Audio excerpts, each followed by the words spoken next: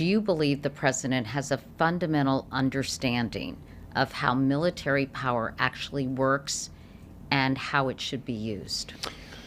Yeah, I mean, it's hard for me to look into the mind of the president to be able to make that statement, but Well, you've seen yeah, enough. sure.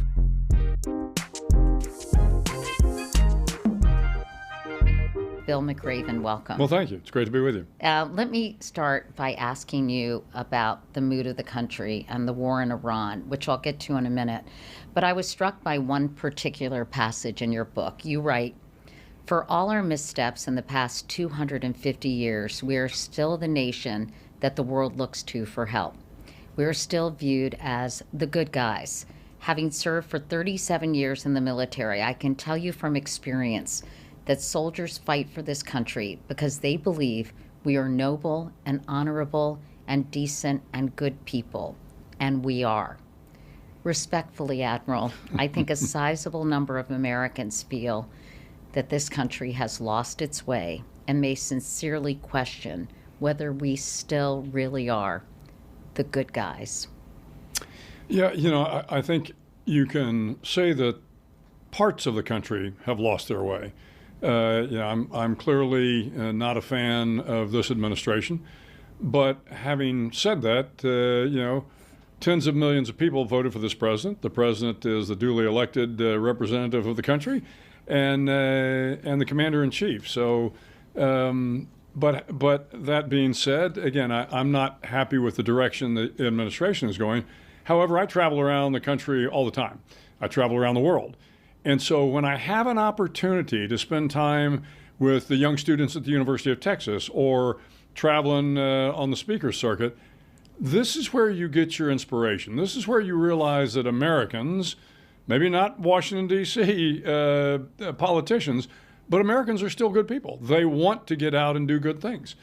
In one of the speeches in there, I talked about the fact that when you look at the World Giving Index, that takes a look at all the countries in the world and who gives the most in terms of just general philanthropy, we rank number 3.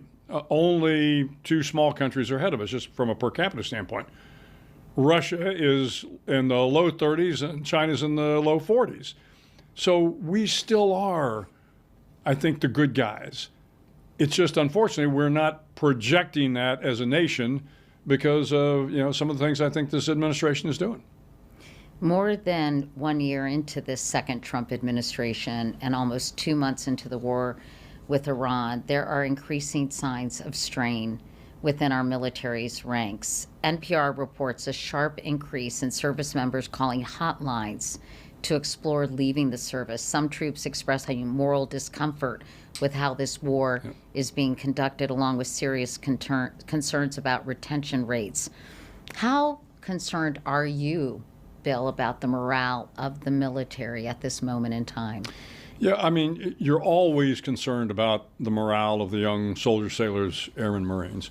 But what I can tell you is the leadership they have, the senior leadership that I know personally, are remarkable men and women. And they will do everything they can, everything in their power to make sure that they are taking care of their troops.